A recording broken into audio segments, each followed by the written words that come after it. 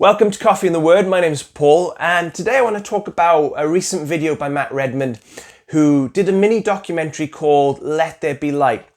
Matt Redman, as you know, is kind of one of the most famous worship leaders in the world, and he got his start in a movement called Soul Survivor, working alongside his youth pastor, Mike Pilavachi. Mike Pilavachi established a national youth conference called Soul Survivor here in the UK. It was huge. I remember going there as a teenager, being impacted by the Lord. As a youth pastor, I took our youth group there 1 year. And I always say only 1 year because after that we did our own summer camp, felt that was more beneficial for us.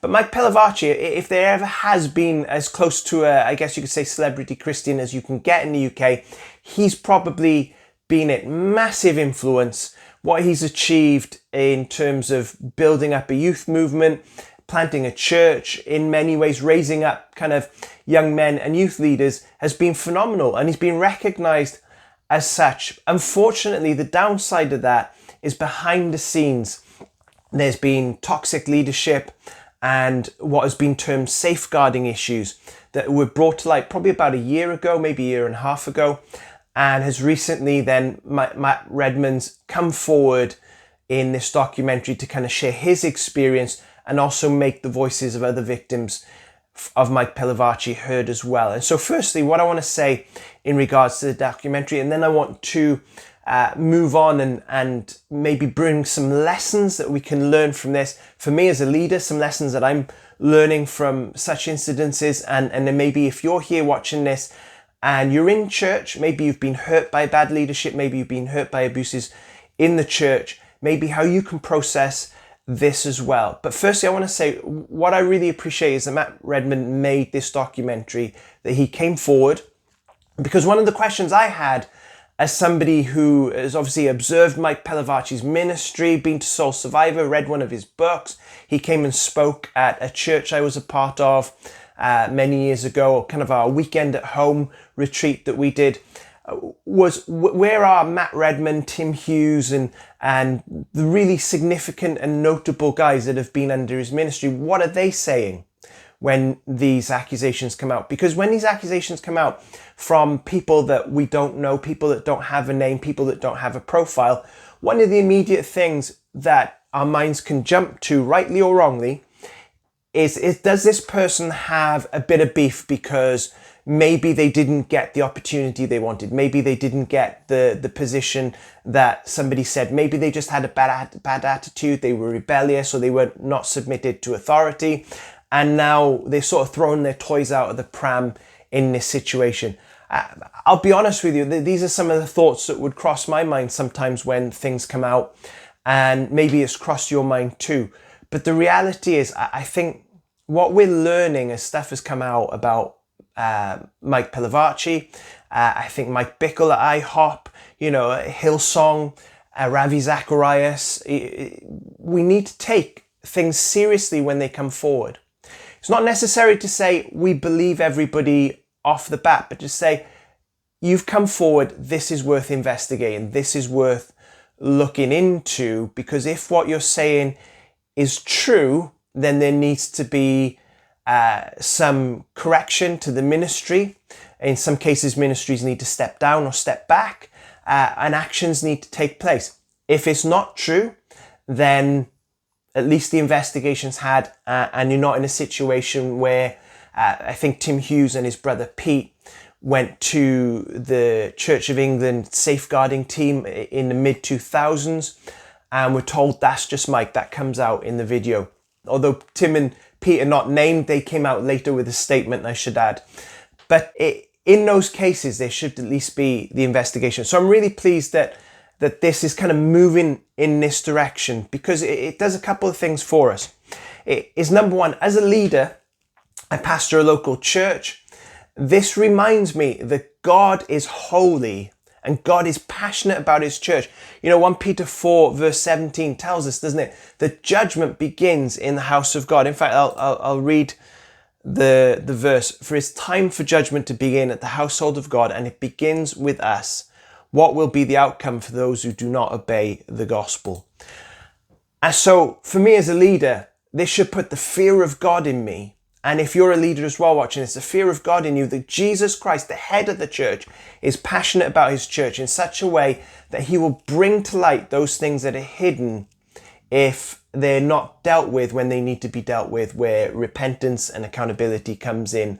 And so we're seeing that, and that should bring great comfort to people going to church to say, hey, the church is imperfect. Definitely, people get hurt in church. It grieves the heart of God. And oftentimes it really affects us. I could tell you stories where I've been hurt in church, my wife and many others.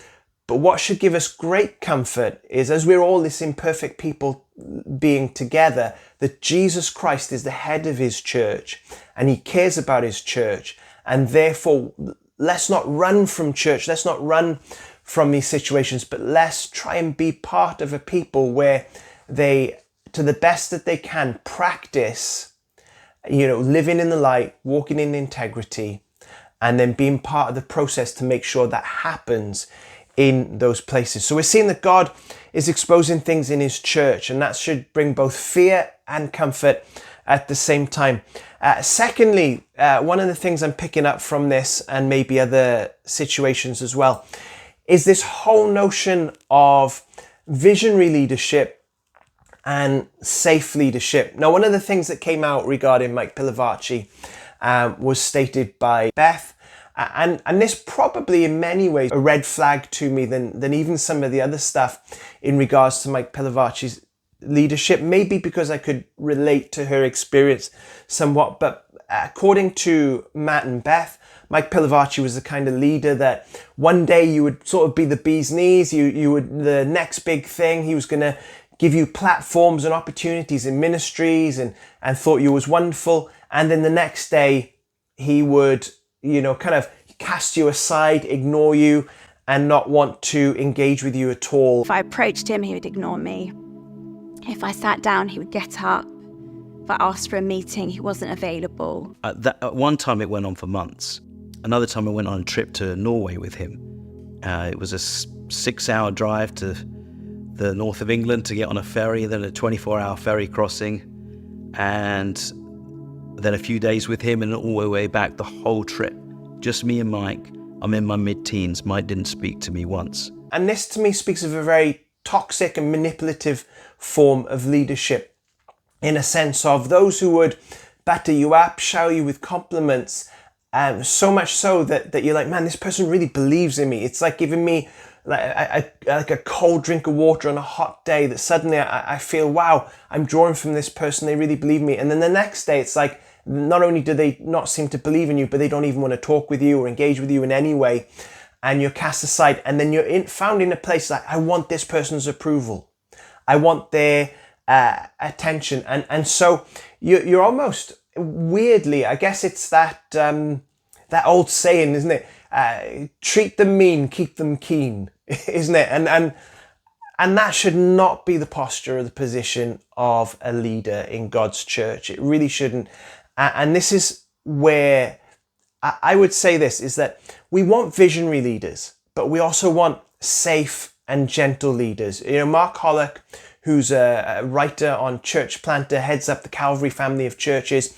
He uses the term visionary shepherds. And I love that because it talks about, hey, we're pursuing something in terms of the purposes of God and the mission of God, but also we should do that and walk that out with a shepherd's heart. And so we see this here in 1 Timothy 3.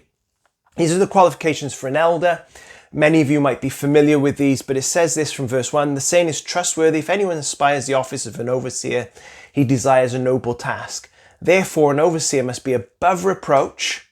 And above reproach is going to maybe move into the next things that we're going to talk about regarding Mike Pilavachi. The husband of one wife, sober-minded, self-controlled, respectable, hospitable. And this is the key one here that I think plays into part of what we see in the Mike Pilavachi video, especially from the testimony of his wife, Beth, is hospitality isn't just about saying, you can come into my house and I'm going to feed you some food. That's part of it.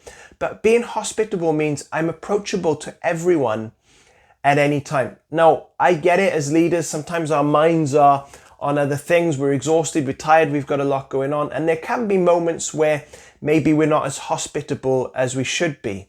And that should be the exception rather than the rule. And we certainly shouldn't create an atmosphere or a situation where we freeze out somebody in our own church or even in our own staff. Is he angry with me?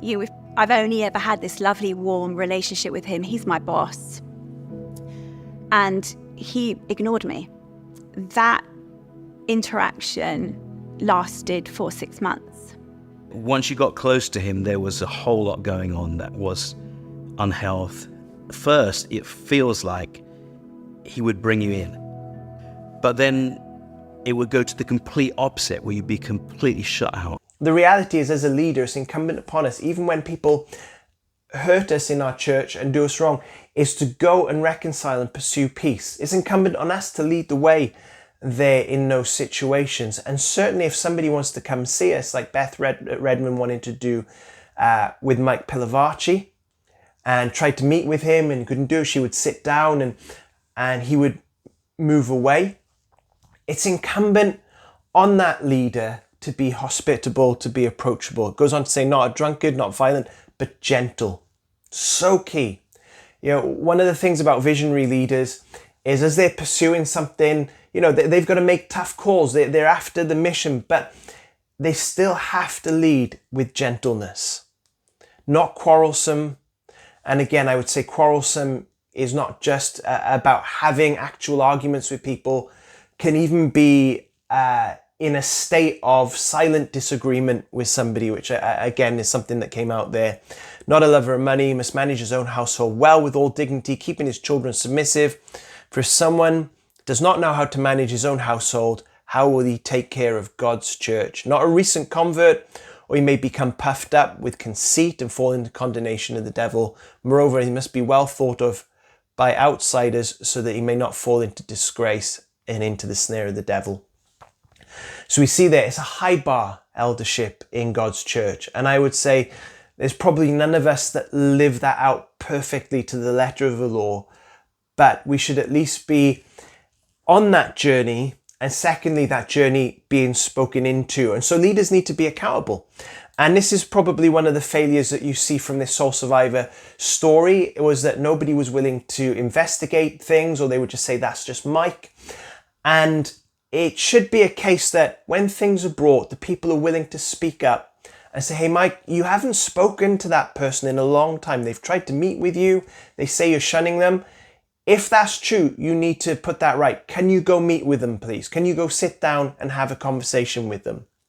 Or situations where Matt Redman's saying, you know, we drove all the way to Norway in the car and he didn't speak to me one word because he was upset.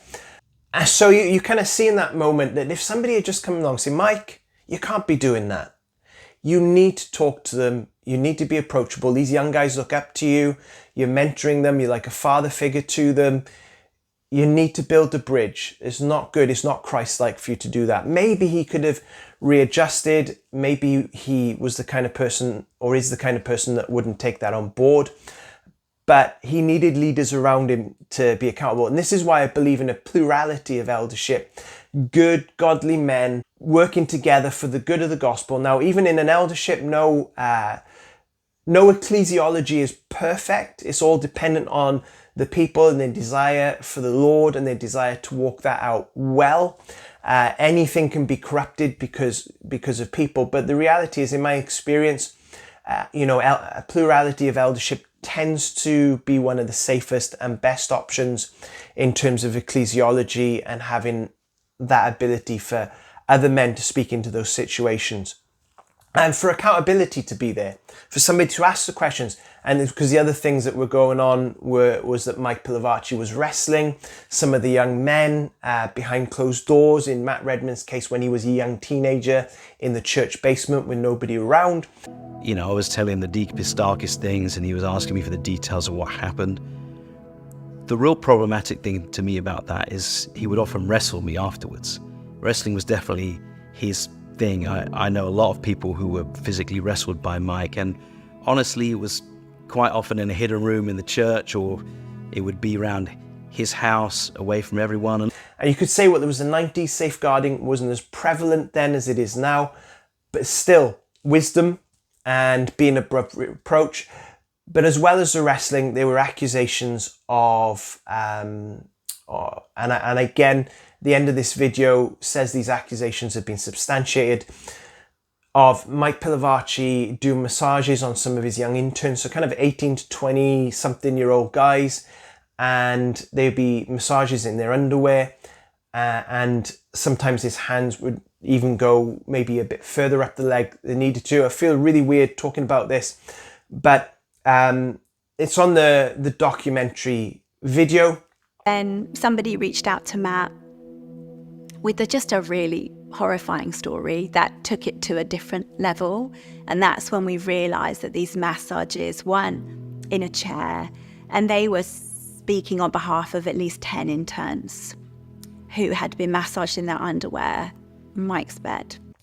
So these are not appropriate. These are not, I guess, avoiding even the appearance of evil in that sense. It's not being above reproach. So leaders need to set appropriate boundaries with folks, and just maybe asking the question, is this what I'm doing here? Is this something that I could talk to my fellow elders about and say, oh, by the way, I was wrestling this teenager in the basement, with nobody else around. And hopefully you've got good elders around you say, yes, Mike, that's not wise. Or, I'm giving these young men massages. That really isn't wise. That doesn't look good.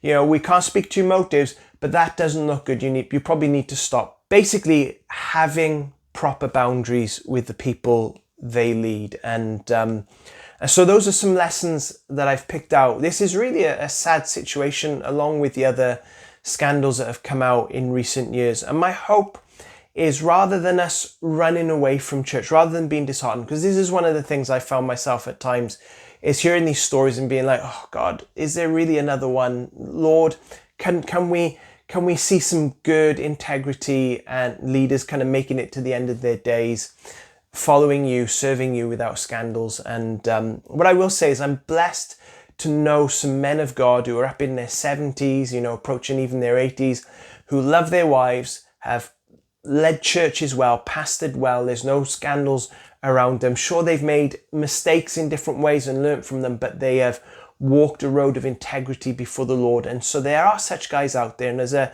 younger minister, that's what I aspire to be, but also aspire for us as a church to really know that if we can be a part of the process and the part of calling things out, bringing things to light where needed, and also for us as leaders to walk in accountability, walk in the light, have people that we share with our struggles and our situations and our mistakes, that have the ability to kind of call us out and take action if we go too far. And I just want to read this here from Galatians chapter 2, where Paul calls out Peter. And it says, but when Cephas came to Antioch, I opposed him to his face because he stood condemned. For before certain men came from James, he was eating with Gentiles, but when they came, he drew back and separated himself, fearing the circumcision party. And the rest of the Jews acted hypocritically along with him, so that even Barnabas was led astray by their hypocrisy. But when I saw that their conduct was not in step with the truth of the gospel, I said to Cephas before them all, if you, though a Jew, live like a Gentile and not like a Jew, how can you force Gentiles to live like Jews? And so this, I believe, would have been before the Jerusalem Council, probably made a big impact on Peter because he makes a speech at the Jerusalem Council in Acts 15. But he has a moment where he feels a peer pressure as the Jews sent from James come along. But then also he leads other Jews with him that have recently come to faith. And if you read Acts 13, Paul preaches the message of justification by faith in the sermon to those in Antioch of Pisidia. And also Barnabas, who's on the team with Paul and has preached the gospel, to the Gentiles, and has been a huge part of that ministry, firstly in Antioch of Syria, and then on the first missionary journey. They're doing these things, and he's led astray as well. And this is the power and the influence that a big leader can have, a visionary leader, a leader that's mightily used by God.